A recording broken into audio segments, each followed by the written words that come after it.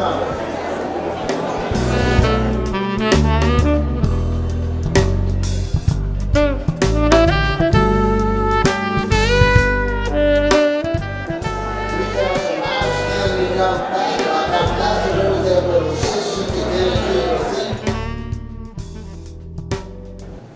During her tenure, we partnership with a number of local organizations.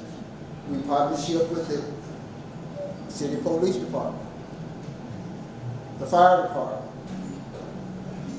the Pueblo Human Relations Commission, the League of Women Voters, the Center for Responsible Lending, and we can go on and on and on.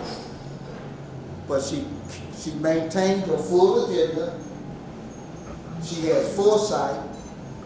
She has a vision for the local branch, and she works hard to make sure that vision comes true. To present you with the official welcome, I bring forward the president of the local branch, NAACP 4005, President Roxana Mack. My name again is Roxana Mack, and I'm the proud president of the Pueblo NAACP branch. As Ron has said, we are on a mission, and we will not stop until we reach the end of the results that we are looking for. But I want to welcome you to the NAACP 2018 Freedom Fund Banquet Centennial Celebration. 100 years later, where do we go from here? I would like to thank everyone for your support of this evening's event and for you being here tonight. As we celebrate 100 years in this community, we look back upon where we started and our accomplishments, what we look forward to where we're going, and what we have yet to achieve. I would like to challenge each of you tonight, as Ron has already indicated our mission and our vision. But I would like to challenge you to look inward and challenge you to these few statements. To stand to ensure civil rights of all people, that they are protected. To stand and continue the work of equality and justice for all people. To stand and say that we all are valuable and that we're needed for this puzzle to be a whole. And to stand and say injustice anywhere is a threat to justice everywhere.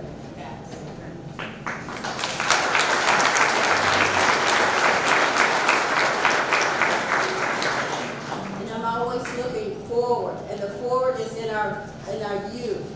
And we have some student ambassadors here tonight, and I would like all of our student ambassadors to stand up.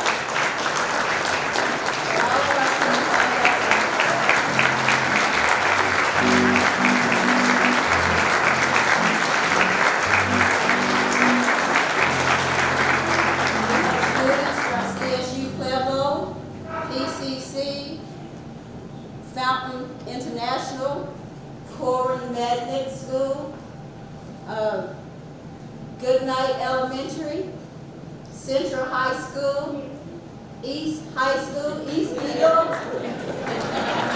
So we have a gamut of students from all of the schools in the city. And I just want them to know that we appreciate them and we are looking forward to them leading us in the future to where we're going to go.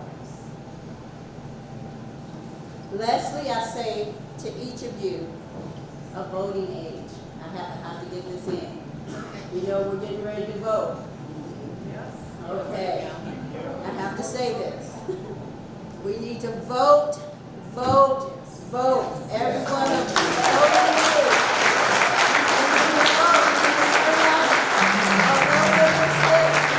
age.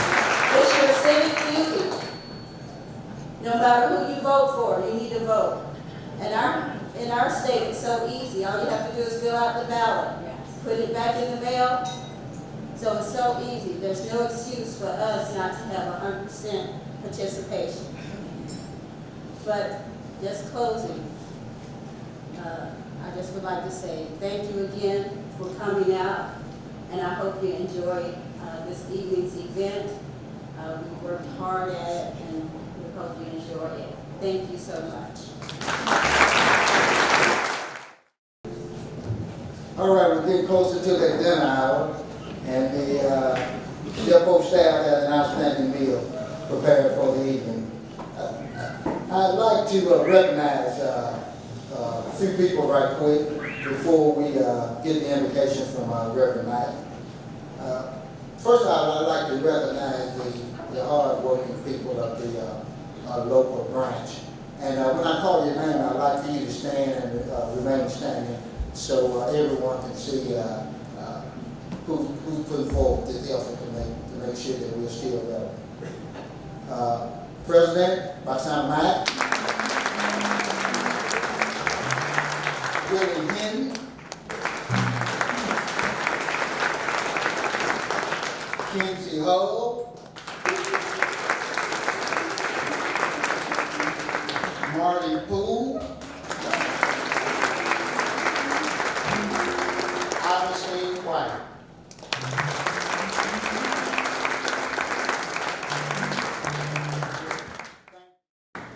Good evening. It's a blessing to be in this house because we're here sanctified. Well, I hope so. Let us bow for a moment of prayer. Heavenly Father, we come before you this moment, thanking you, God, for your love and kindness, your mercy, allowing us to gather at this place, allowing us to be able to continue to fight, to be able to defend those who have no voice, to speak for those who are silent, and to be able to stand strong and support those who are weak. Lord, we encouraged by your Spirit to keep doing what we're called to do, to not be weary, to not give up, to not quit, to always be persistent in our effort, to look out for the other person. Lord, I pray right now that we find ourselves looking in ourselves to make a commitment to truly do the things that support the NAACP. Lord, I'm encouraged by your presence and this crowd this evening that we'll find ourselves doing those things today. Lord, I pray that you bless this meal that we're about to receive, let it be nourishing for our bodies, to give us the strength to do the things that are pleasing in your sight. And when it's all said and done, and even as we pray, Father, we'll give you all the glory, we'll give you all the praise. In the mighty and conquering name of Christ Jesus, we pray this prayer. Amen. Amen. We are down to the awards presentation. And I really do appreciate that you all are having such a terrific time this evening. The murmur in the room clearly tells anyone that we have a homogeneous group that are enjoying the evening. Thank you all for being in attendance.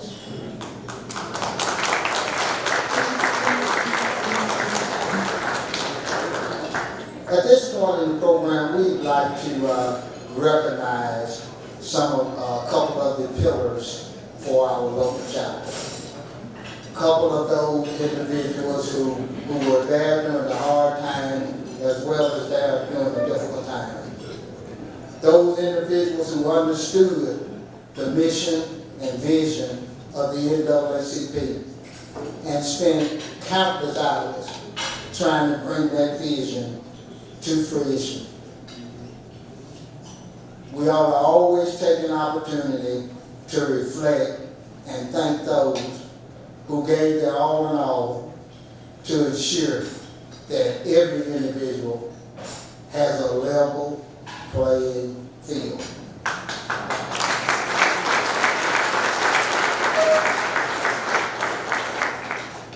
I'd ask President Roxana Mack and Chair of the Freedom Fund Banquet Committee to come forward and assist me in presenting the awards for the evening. The NAACP Business Empowerment Award. The criteria. The nominee should be a business that has worked tirelessly for the well-being of the community, focusing on economic growth, educational equality, and on political and social justice. The nominee should exhibit the principles and ideology of the NAACP. For this year's NAACP Business Empowerment Award, I'd ask that the Charles McCulley family come to the podium.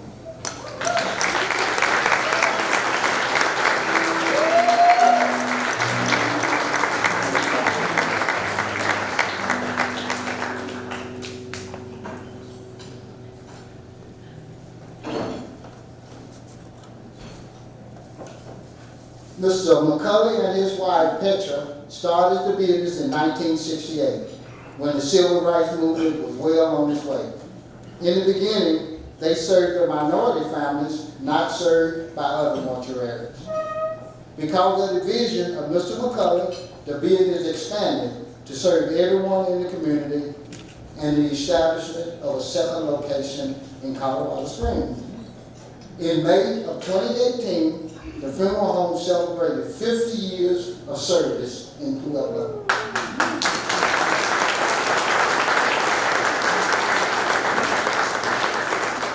The family also owns and operates Zaragoza Hall, which complements the funeral business he established.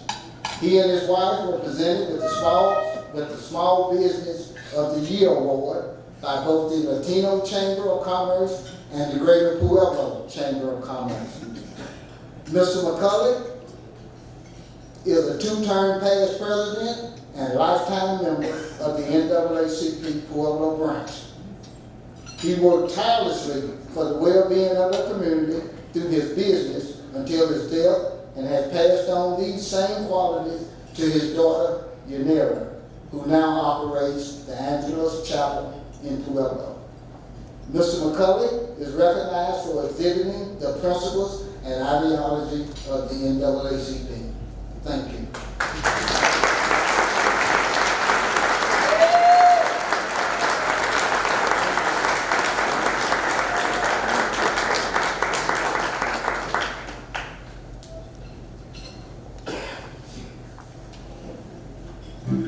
The NAACP Unsung Heroine Award. The nominee should be an individual whose actions to better the community have gone unrecognized. This individual should exhibit the social justice principles and ideology of the NAACP.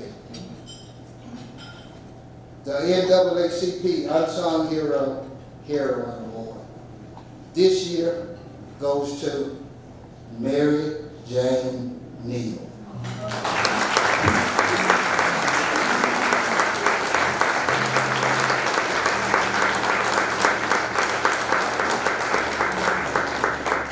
And on the behalf of the Neal family, I will truly make sure that they get this award.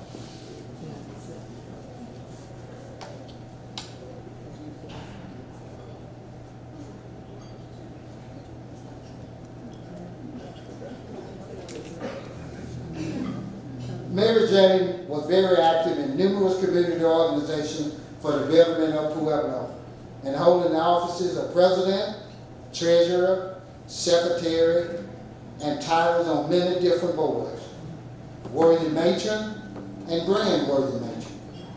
She worked tirelessly in any capacity needed to move forward social justice.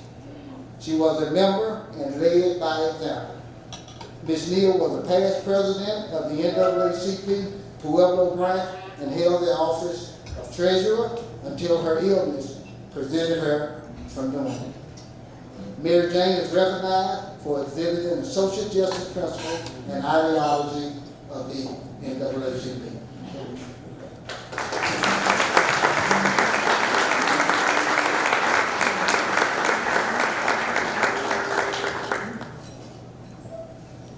To the keynote speaker of the evening. I know you all sitting on the edge of the chair, and the waiting to hear from the keynote speaker of the evening. Well, let me tell you a little bit about what will happen next. Ms. Rosemary, Lytle, President, Colorado, Montana, Wyoming State Conference.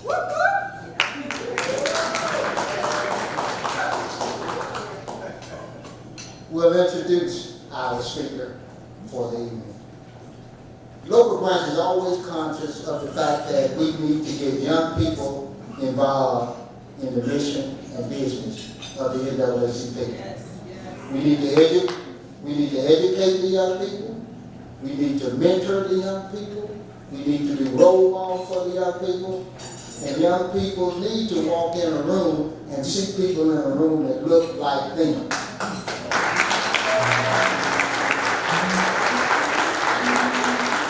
She's currently a student at Colorado State University, Pueblo. Now let me tell you a little bit about this young lady, Aisha Howard. She's a young lady that writes her own music. She writes her lyrics to her song. And she's one heck of a vocalist. She's here today with her proud grandparents, Raymond and Margaret Howard, and they are just beaming with pride to write for their song.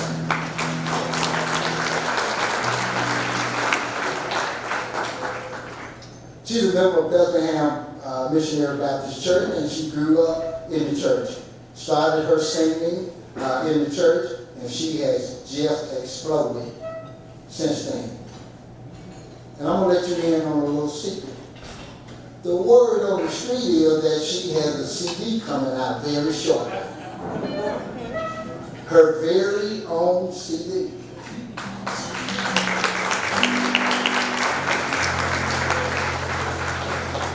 A testament that we do have talent, young talent, here in Pueblo. We just simply need to develop that talent and to nurture that talent. Up next, we'll have Rosemary Lytle to introduce the speaker. All right, NAACP, fired up? Fired up?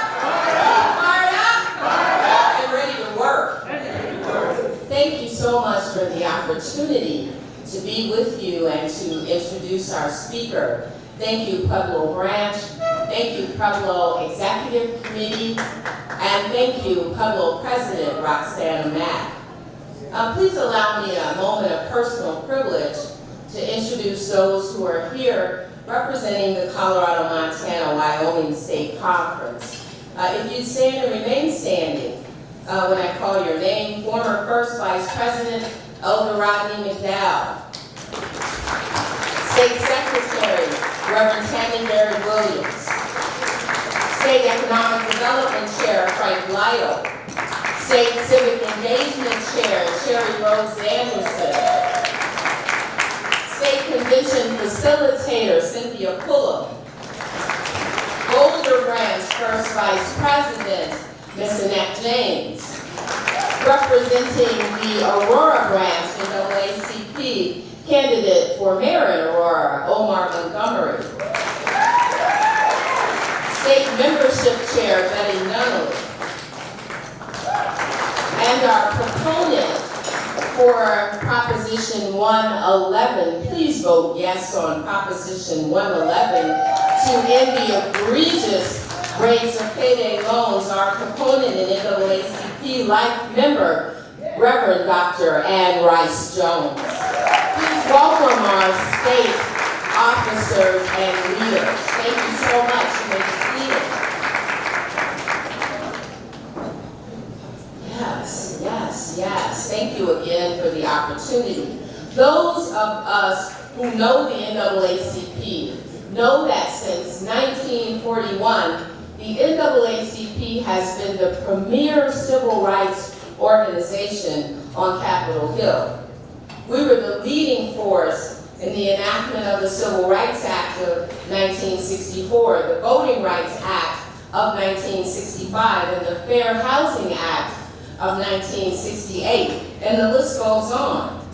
The place where our federal advocacy work happens, the place where it happens, the epicenter of NAACP policy work, is our NAACP Washington Bureau.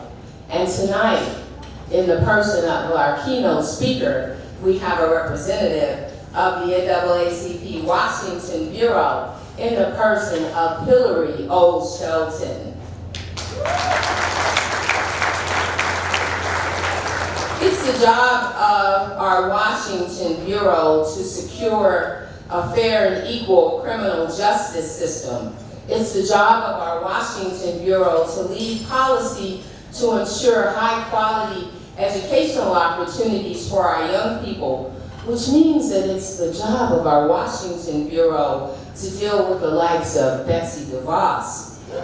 And it's our job to secure and ensure civil rights-focused policy that provides for affordable and adequate and accessible health care for every person in this country. For every person in this country. Which means it's the job of our Washington Bureau to deal with the likes of 45. You all know. But it's the speaker of the hour, my friend, Hilary Shelton, director of our Washington Bureau and senior vice president for advocacy and policy at the National Association for the Advancement of Colored People. In our speaker, we know that we have a person for the job. In Hilary Shelton, we have a native of St. Louis, Missouri, a graduate of Howard University. We have Black excellence personified. And we even have Black royalty by virtue of his marriage to the lovely and talented in her own right, Paula Young Shelton, who is the daughter of former UN Ambassador Andrew Young. Black royalty in the house. Black royalty in the house. Black royalty in the house. In Hilary Shelton, we know that we have a lobbyist extraordinaire. We know we have a policymaker par excellence. We know that we have a mover and a shaker. He came to the NAACP by way of the United Methodist Church and its social justice arm, the General Board of Church and Society.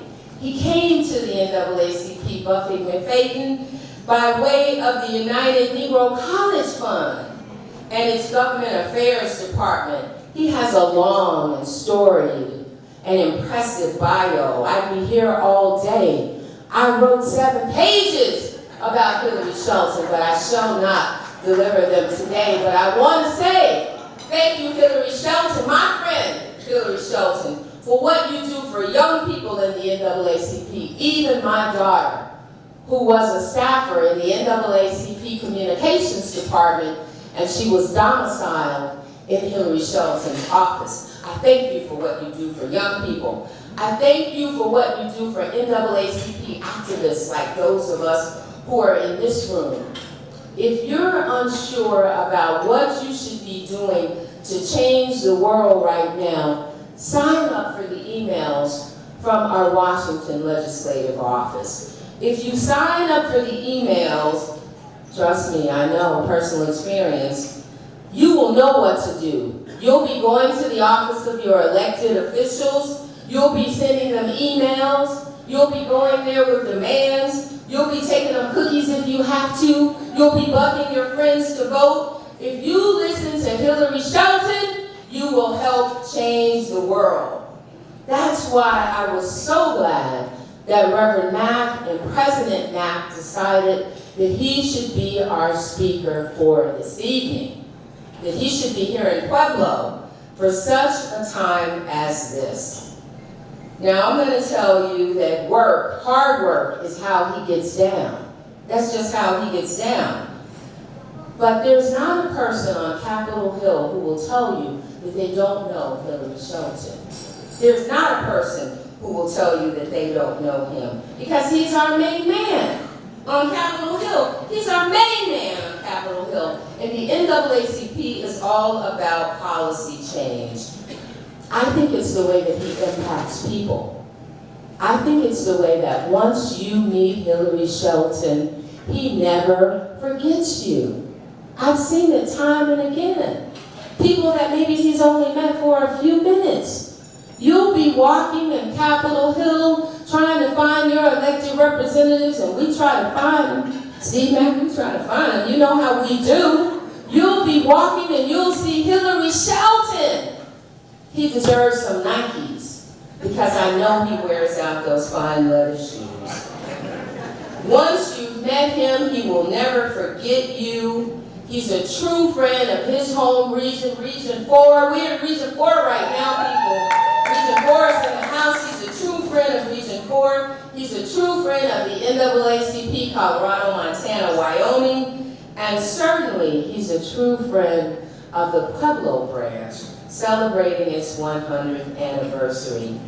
After this beautiful, I know it's going to be beautiful selection, the next voice you hear will be our friend, our main man on Capitol Hill, our own Hilary O. Shelton. Hear you him.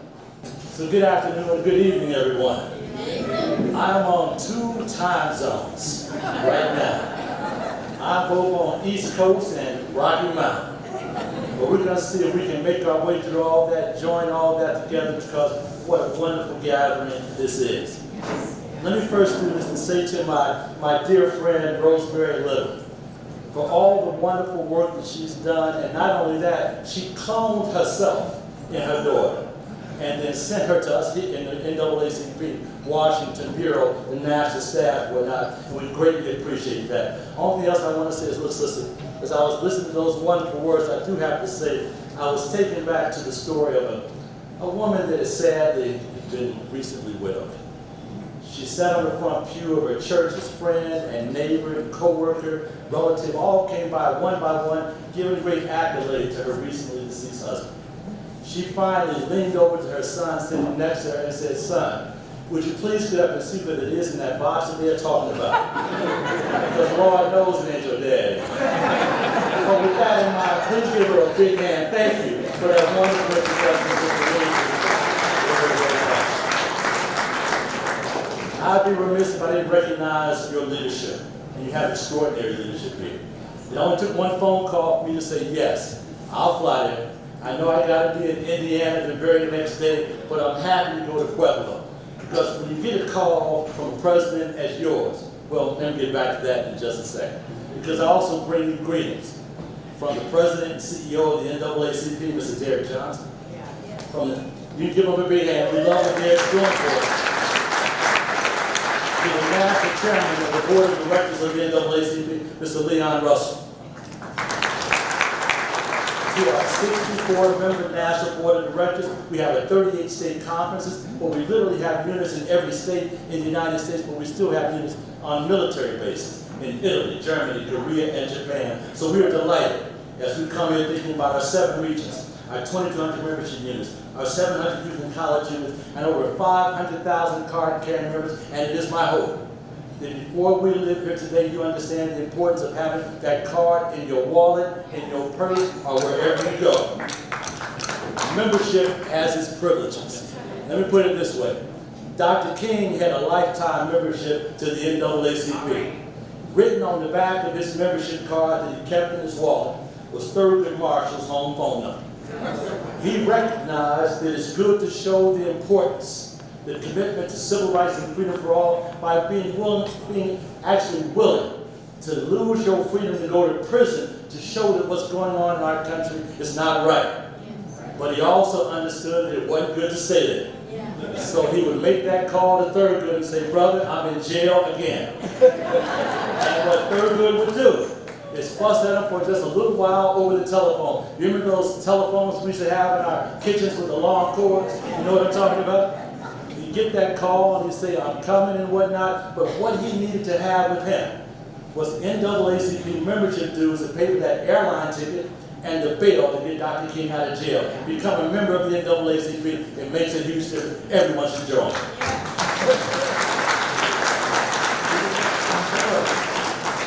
I have to say, I was honored also when I realized just who I was coming to talk to.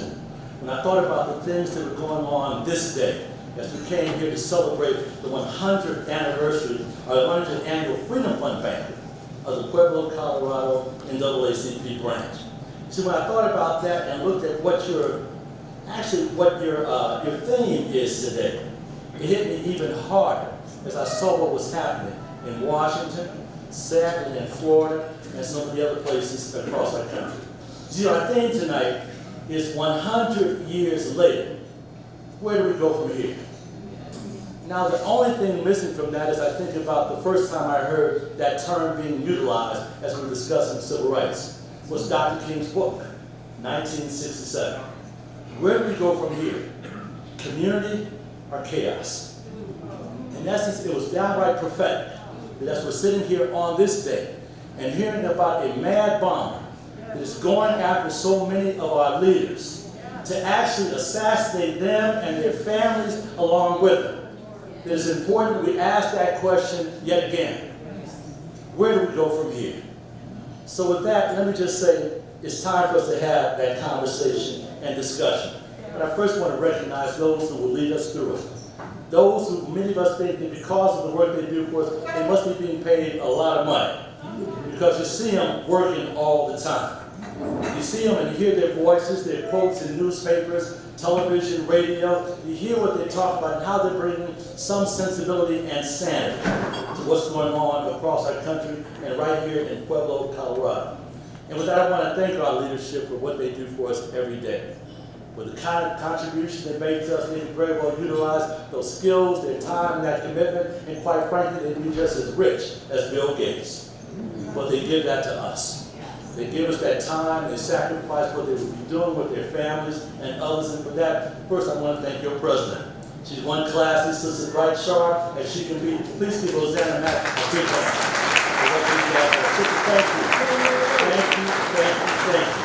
I want to also thank our first vice president, Hilary, for what she does to be part of that team. Give her a big hand. Thank you so much. To our second vice president, Robert Jones, give him a hand. Thank you so very much. To our secretary, Frederick Mangum. Now let me stop for just a minute before I talk a little bit about our secretary. Now, after everything I said about your president, you must think the president is the most powerful person in the NAACP, don't you? When you hear the name president, you always see them as being at the top. The person is totally and absolutely in charge. Well, let me just say that it's not true at the NAACP. At the NAACP, the most powerful person is not the president. The most powerful person is the secretary. You see, it's the secretary that maintains your charter with the national NAACP. It's the secretary that gets all the incoming correspondence and decides what he or she is going to share with the president. It's the secretary that tells you later what you actually said at that last meeting. The secretary carries all the power. So with that, please give Frederick Mangum a huge hand for what he does. Thank you so much.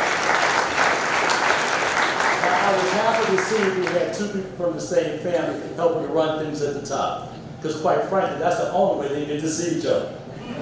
So with that, I also want to recognize our treasurer in Margaret Mangum. Give her a big hand.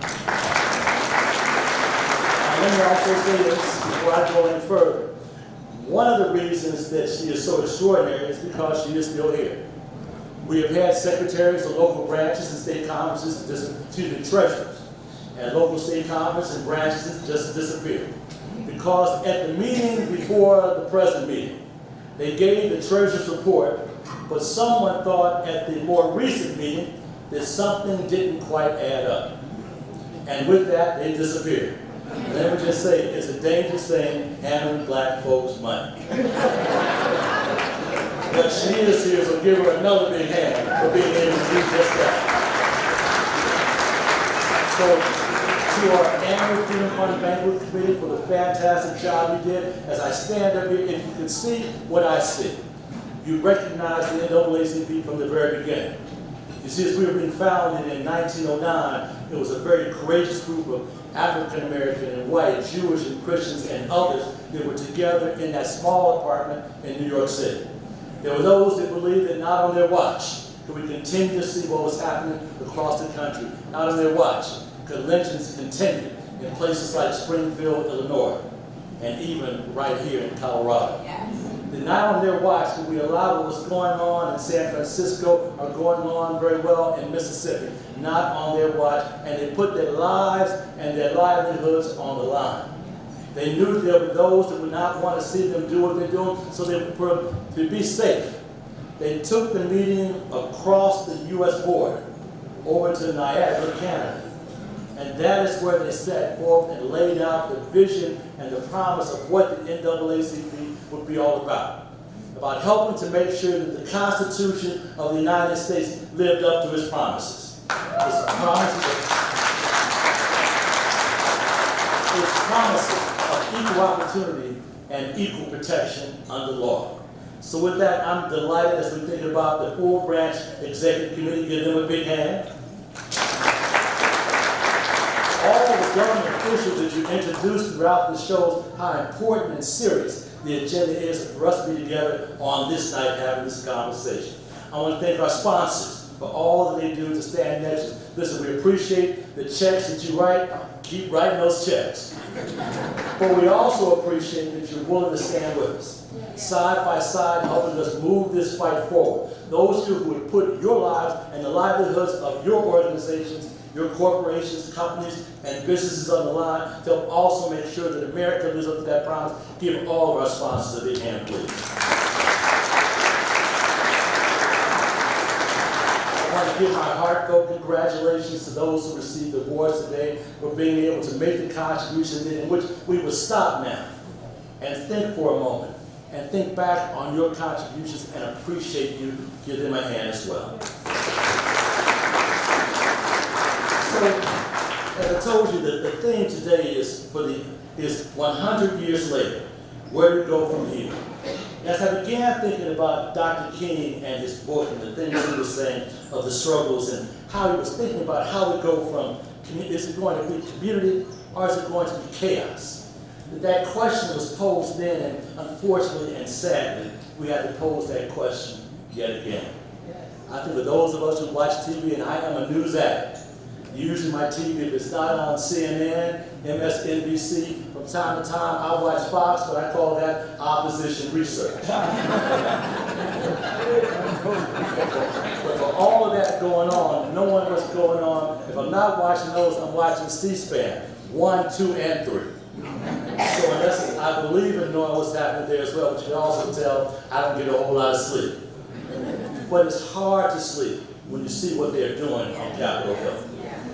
It's hard to allow yourself to die, to just kind of wink off or sleep, because you see what happens. I can tell you straight on, I spend most of my life on Capitol Hill every day, walking the halls of Congress. I meet with Democrats and Republicans, independents. It doesn't matter to us. The issue for us is in the agenda.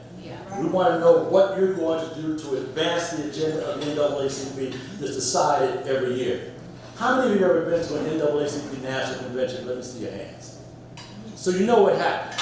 I mean, many of you get to see from afar how it works. You see great speakers, presidents of the United States come, governors, members of Congress, movie stars. I mean, people come from all over, and we're happy to see that. We have a good time, and yes, we do play hard, but we work hard as well.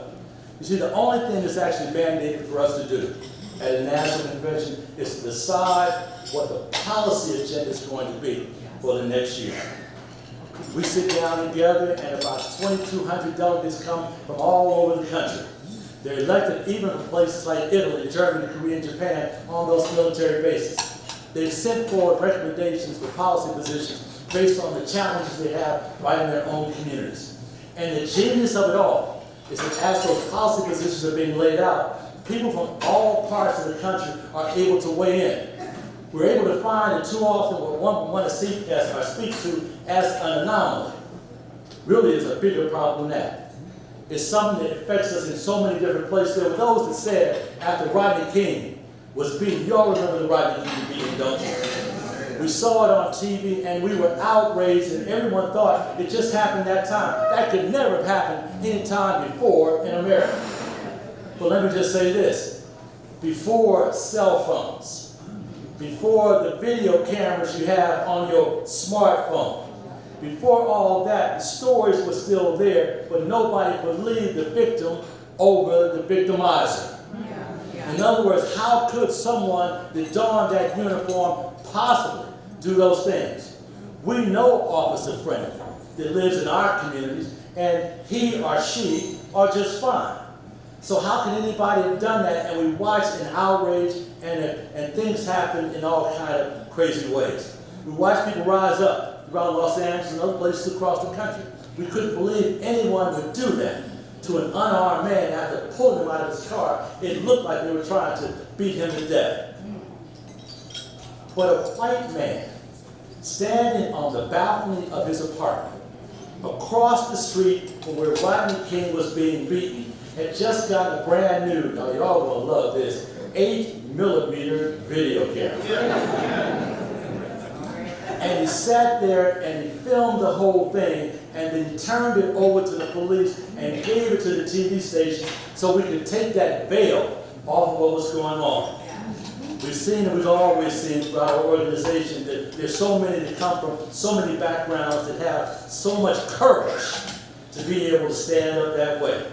So oftentimes we get together like this, we're taking a moment to pause to think back on where we were. You see, if we're going to move ahead, we have to be clear on from whence we've come, where we are today, and have our vision and how we complete our quest. So with that, I think about how in 1905, that secret Niagara movement that met in Canada and led to the 1909 birth of the NAACP in New York City. I thought about how we moved and thinking in terms of this 100th anniversary to address issues by looking at it at every level. You see, the NAACP is involved not only in the courts, as we very well know from the Brown versus Board of Education decision, but we're known in Congress because we were those that helped pass the 1957 Civil Rights Act, the 1964 Civil Rights Act, the 1965 Voting Rights Act, the 1968 Fair Housing Act. And most people think that it kind of ended there, but it didn't. You see, I think the civil rights movement ended with the 60s because they wanted to stop the civil rights movement. If you want to convince someone that something is over and done, if you want to stop progress, you tell them the job is done. So in essence, what we were experiencing then was those that would say, well, look, you got everything. Lyndon Johnson signed all those bills, and Dr. King is dead. So in essence, we looked at those issues and thought, and some did, that it was all over and done, but we knew that very well it wasn't.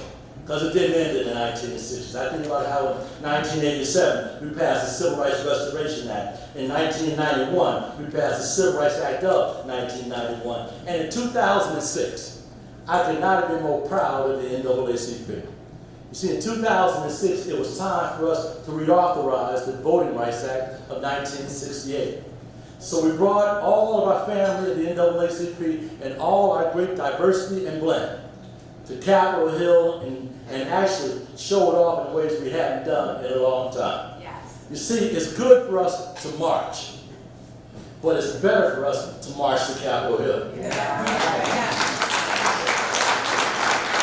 good for us to stand up for the issues, but it's more important for us to stand up for the issues when we're in a congressperson or senator's office telling them that if they want to continue to collect that $187,000 a year, which is the minimum any of them do, then they're going to have to do better by us. Otherwise, I'm convinced of this sometimes, y'all. You got to help me with this. I've been looking at the scorecard of your members of Congress, and I am deeply concerned. But I hope you'll do this. I believe sitting over here at the table is the report card of our state. Colorado. You can see how each and every member of the Colorado delegation of the House of Representatives voted on those key issues for us, and how both of your senators did as well. And that's why I am really surprised. How is it from the same state? And y'all help me now. How is it from the same state you can produce a senator that actually votes with the NAACP 100% of the time? And in that same state, you got 100%, that means. And in the same state, your other senator got 11%. And let me just tell you how we grade. We don't care about your political party membership. You can be a Democrat, you can be a Republican, you can be an independent, you can be a member of the Moby Dick Club. We don't care. The bottom line for us is in the final analysis, how do you vote? In other words, are you going to carry the issues forward? Are you going to make sure that we address the concerns of the communities we serve? So that's why I am concerned and delighted on one hand when I see a Senator Bennett that got 100% on our report. He deserves my we do not grade on the curve. We don't. You could be a Democrat, and brothers and sisters, if you don't show up, then we're going to let people know. And so that's why I want to know how Senator Gardner, with 11%, got that big, fat, 6-foot-tall, red, glow-in-the-dark F. You know what I'm saying? Oh, yeah. So y'all help me with that. Or maybe help him. Because, you know, I'm also a praying man. And I believe at times we have to get our coalition partners together. Maybe perhaps we can pull our friends from the Jewish community and the Islamic communities. We can bring women from the League of Women Voters and other important organizations. And we can all go hand in hand. And perhaps in this case, we might have to bring a little oil to bless it with. But sit down and maybe we're going to have to lay hands on it. Now look, when I say lay hands on, I mean you have to be nice about it now. Lay hands on. But make it very clear to him how important these issues are for us. And while you're at it, you may want to go by and visit with Scott Tipton. Now I will say this, Reverend Mack, Scott Tipton got a perfect score on the NAACP's report card. He got a very perfect 0. He voted against every single issue that we were fighting for on Capitol Hill, and I hope you'll grab the list. And I hope you'll take a look at the issues in education that he voted against. I hope you'll take a look at the issues of health care and how they're trying to repeal the Affordable Care Act without putting anything in its place, but voted against it about 50 times over the last 4 years. I hope you'll take a look and see how it is to be voted against so many other issues that are important to the very lives. We talk about criminal justice issues, not being willing to take on the real concerns we have with criminal justice. I want to say this too, to my friends from law enforcement that are in the room.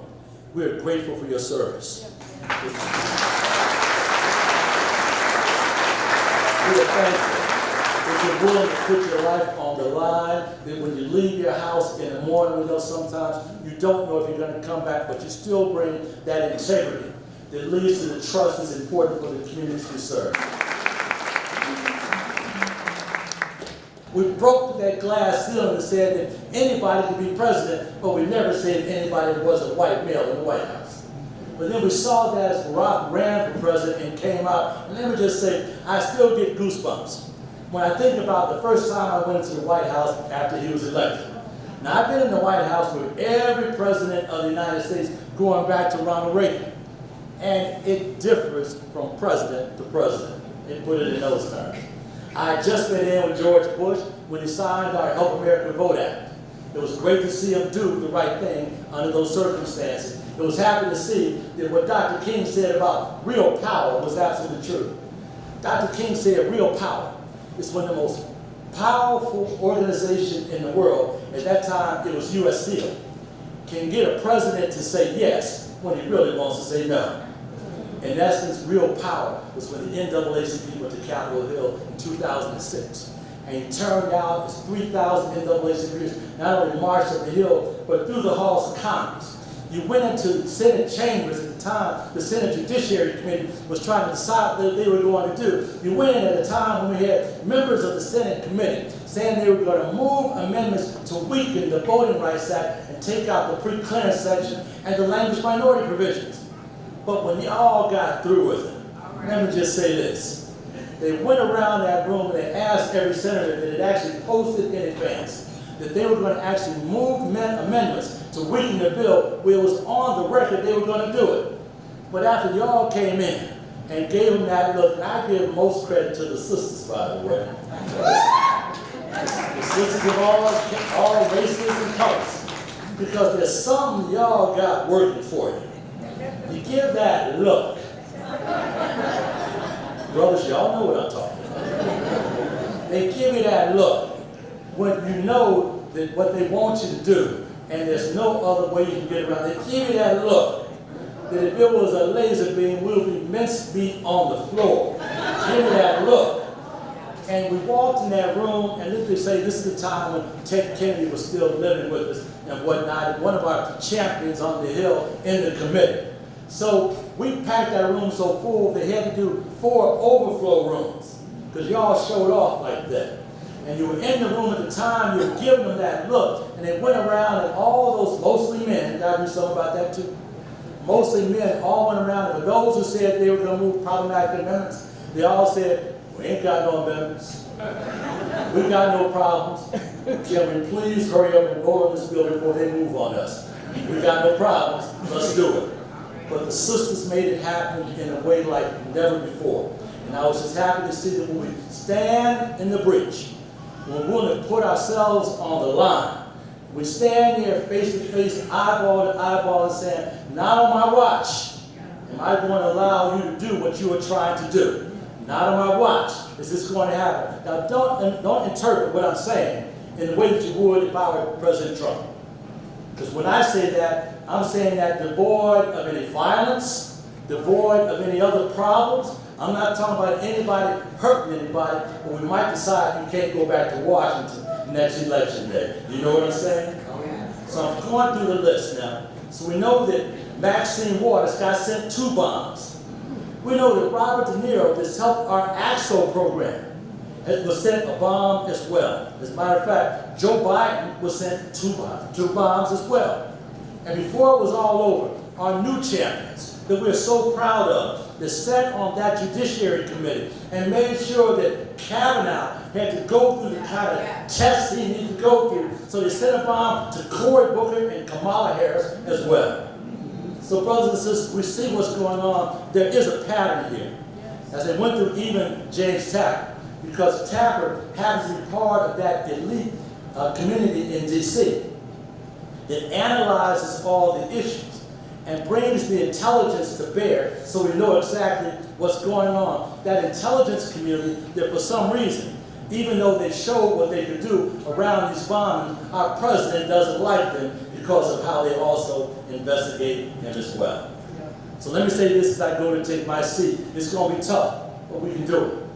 We've done it before and we can do it again. We've learned the hard lessons of how it worked, but that's the wonderful thing about being part of a movement.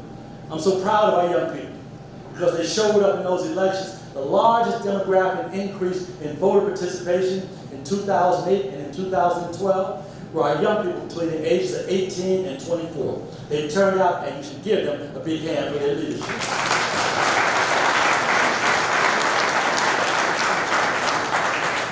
But as we move into the next parts of this, we're going to need them and all hands on deck. Nobody gets a pass, and nobody gets a bye. We've got to make sure we get everybody to the polls, and that's why the NAACP is moving for all of us to rise with 5. We want to take 5 people, and if it's not too late to register them, register them. Even beyond that, if early voting is going on, take at least 5 people to make sure that they vote. And on election day, take at least 5 more people to the polls on election day to make sure they can cast that unvetted vote and have it counted. We want to make sure that we're watching over what's going on because we learned some tough lessons in the year 2000, didn't we? We learned a whole new vocabulary. Who knew what a hanging chad was before the 2011? You know what I'm saying? Who knew that you could program a DRE touchscreen electronic machine so you could put in Joe Lieberman and get out a Nazi being voted on the other side? Who knew? But we learned those lessons, and that's why our election protection has to be stronger than ever before. So we want to make sure that we're registering voters. That's one leg of the stool. That we're educating them on the issues, how to use the machines, what kind of photo ID they need, or anything else, so when they go to vote, that vote's going to be counted, and nobody can take them out of line. We want to make sure that on election day they get to the polls to vote, and their vote is counted, and they were watching what's going on and making sure there's no shenanigans trying to chase them away from the polls. Finally, we want to make sure that every vote cast is a vote counted. Yes. We saw what happened in 2000, some of it because it was such an ugly memory. Don't want to think about it anymore, but never forget. Never forget that we had to march on the Supreme Court because it was actually the Supreme Court that decided when it was time to start counting. All of the ballots had not been counted, but they waited until Bush was up and then stopped. There's something really wrong with those games that get played. It's actually an affront to our very democracy. So I'm standing here saying all these things, like I said, Brother Shelton, we hear you've been around a long time, you've been doing what you've been doing, and I see your hair is white, so clearly you have the Moses effect and nothing else. And there's a lot of truth to that as well. But sometimes it's asked me, why is it, how is it I get up to have this fight so often? And I don't know what you do, but I can tell you what works for me. See, I grew up in St. Louis, Missouri at a time that the city was split north and south, black and white. If you lived on the north side of the city, there was about a 95% chance you were African American. If you lived on the south side of the city, there was about a 95% chance that you were white. We didn't have a railroad track that divided the two sides, it was Highway 40. And in essence, you did not want to get caught on the wrong side of the highway when the sun went down. You from St. Louis, brother? You know what I'm talking about. So in essence, I went to Beaumont High School. That's also something big in St. Louis too. If you want to know anything about anybody, you ask them what high school they went to, you know what neighborhood they lived in, you know what grade school they went to, you know just where they end up hanging out. My best friend was a brother named Ronald Jones. Ronald and I competed on everything.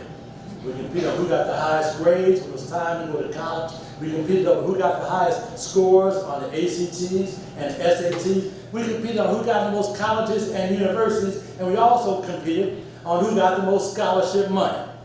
As a matter of fact, I'm convinced that I won. I hope the brothers won't jump on me later, because I went to Howard and he went to Morehouse. But in the times that we would come home, there was always a time we'd get together and show off a little bit. We'd bring our report cards to see who got the highest scores. We'd play the Joneses and everything else. And of course, there's a whole lot of line about all of our conquests, if you know what I mean. But we came home this particular time, there was something different about Ronald. Ronald seemed to be stepping a little higher, walking a little taller. His chest was out just a little bit more, and as he made his way across the floor, his feet didn't even seem to touch the ground. Something was going on, and after we finished doing what we always do, showing off with each other, finally came around to, Ronald is very academically gifted, but a little slow on the social graces, if you know what I mean. He finally realized, for those of you who are aware, that right across the street from Morehouse College, an all-African-American, mostly male school, is Spelman College, an African-American, mostly women's school. And he finally made his way across the street. As he walked across the courtyard, this fine sister just caught his eye. And of course, for some reason, only by the grace of God did she fall for him as well. But she did. And they fell in love, and they started making kind of commitments for our children, commitments of love and promise and the future, working together and commitments to each other and all of that. So that was very clear. And after things went on, when they both graduated with honors, they got married. 3 years later, they had their first baby. It was a boy. Thank God that boy looked like his mom. 3 more years later, there was another boy, and he was beautiful as well. The only challenge was his wife suffered some complications during delivery. She began to hemorrhage, and they could not stop the bleeding, and she passed away. But she was the love of Ronald's life. When he thought about it and looked at his boys, he saw his wife and rededicated himself to giving them everything he could. He knew he couldn't give them what a mama would, but he was going to try and make sure he gave everything the dad should. So as they grew up, they had bought this little bungalow in one of those challenged neighborhoods. You know the kind I'm talking about. The kind where crime kind of creeps its way in. That every once in a while a drug gang finds a corner to sell their drugs from. The kind of corner where those we have hard-working American people that just haven't quite gotten that break to move out of that neighborhood or make it better still. So as his children grew, his oldest boy was 11 years old, his baby was 8. Ronald has just gone over his 11-year-old boy's homework with him, talked about his friends, knew what was going on, checked his pulse, and made sure everything was good, and asked him, as he's done so many times before, if he could just go around the corner to the little corner store, the mom and pop shop, and give us a gallon of milk and a loaf of bread. I'm going to sit down with your brother. Now it's time to go over his homework and whatnot. And we can make lunches and have breakfast for the morning. So his son left out of the house heading around the corner. These two gangs have been struggling who could sell their goods there. They got into a shouting match. It turned into a fist fight. The guns were drawn and shots were fired. As Ronald's 11-year-old stepped up on the curb, he was struck in the chest with a bullet. A bullet that didn't have anybody's name on it, but he happened to be there at that time, doing what he was doing.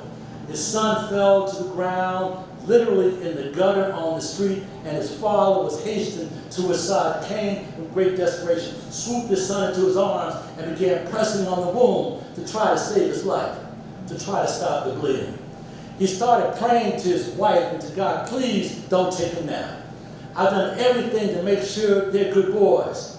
See, my boys go to church every Sunday morning and sit in the balcony of the Antioch Baptist Church. On Saturday, we're going to Cub Scout and Boy Scout meetings, and we work hard to make sure they do their homework well. I've been putting money away for them to go to college. I told them from day one, you put in the work, you get the grade. I got the tuition, but you got to put in the hard work to make sure you're ready for it when the time comes. He couldn't believe what was going on as he was pressing down, but he could hear behind him the footsteps running up. He could hear the sirens swirling in the background and the bright light shining on this man sitting on the curb, holding his son, feeling his breath beginning to become more and more shallow as the time went on. And he could hear and then see a bright light shining. A reporter came running up with a TV camera and a microphone saying to him, sir, what is it that you did wrong? That your boy lay here on the street in America, just another statistic of the war on drugs. What is it that you did wrong? But your son's going to die. Now look, Ronald could not believe what was going on. It was rolling through the back of his mind as all the things that he'd done, the commitments he'd made and followed through, the things he did to make sure that his sons were going to be not only great children and students, but great men and fathers and husbands one day. But indeed, he cleared his throat just long enough to say to them, I didn't do anything wrong. I made sure that my kids had everything they needed. They had great morals. They went to church on Sunday and were part of Boy Scouts and Girl Scouts. They did all the things they were supposed to do. But if I had it all to do over again, I would have done for the boys who pulled the trigger what I did for my sons. So brothers and sisters, ladies and gentlemen, doesn't matter how good it gets. I peeked out the window. I got a chance to see some really nice cars that some of y'all are doing just great right here in Pueblo, Colorado. Let me just say, give me a ride, and whoever had that Benz, I'll talk to you after the speech. But as we think about what we must do, it means have to recognize that we can move to that great house in the suburbs. You can have a wall so high that you can't climb over it, but they will climb over it.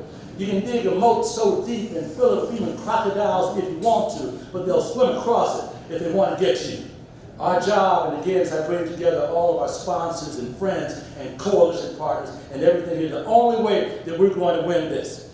We're able to stand side by side, lock arms, eyes forward, eyes on the prize, that we're fired up and ready to go to make sure America lives up to its promise for every American, regardless of who may be. Brothers and sisters, it's time for us to fight. Thank you so much. I look forward to what we're going to do on election day. I look forward to what we're going to do to move our nation forward. I look forward to what we're going to do to make sure that we never have this kind of problem again. Thank you very much. We're going to make America great, more so than ever before.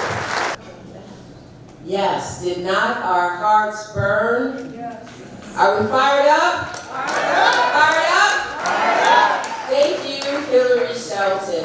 2018 NAACP Pueblo Freedom Fund Banquet Centennial Celebration, presented to Hilary O. Shelton, Friday, October 26, 2018, Roxana A. Mack, President. Thank you so much for your service. Yes, let's give it up for Hilary Shelton. We can do better than that. We can do better than that. Before I bring up the Freedom Fund Banquet Chair, Helen Wiley, to give you some closing comments, I want to thank a few more people right quick. I want to thank our in-kind donors because they were more than gracious, and as I mentioned earlier, they're a big part of us being able to put the evening on. We want to thank Spring Hill Suites by Marriott, Montgomery Stewart Funeral Directors, my friend the printer, Veronica Newhoff, our videographer and photographer, Sam's Club, Albertson, and the Sandro de Cristo Arts and Conference Center. Give our in-kind donor. Now we'll have closing remarks from the Freedom Fund Chair, Ms. Helen Wiley. Say that on behalf of the NAACP of Pueblo, we would just like to thank each and every one for coming out and sharing tonight with us. It has been wonderful. And again, we would just like to thank each and every one for coming. And on your table is membership forms to join the NAACP. We tried really hard to get 100 members before tonight. I think we got 80, a little over 80. So if you're interested in becoming a member of the NAACP, please fill out your form. It's $30 per year, and we would love to have you all be a part of the NAACP. Again, thanks to each and every one for coming out and sharing tonight with us. That concludes our program, and we thank you all for being in attendance. Please be safe as you return home. Thank you.